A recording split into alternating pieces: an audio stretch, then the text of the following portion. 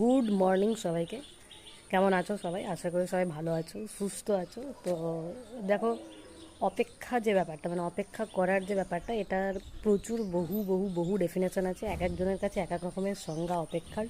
এবার আমি এতদিন যেটা জেনেছি, ধরো তোমার খুব কাছের কোনো বন্ধু বা তোমার প্রেমিক প্রেমিকা এইসব তোমাকে যখন ছেড়ে চলে যায়, তো তারা ফিরবে না জেনেও যে তাদের ফেরার যে অপেক্ষাটা, এটা সব থেকে কঠিন অপেক্ষা, এটা আমি এতদিন জানতাম। কিন্তু না, আমি রিয়েলাইজ করেছি যে এই অপেক্ষাগুলো কিছুই না।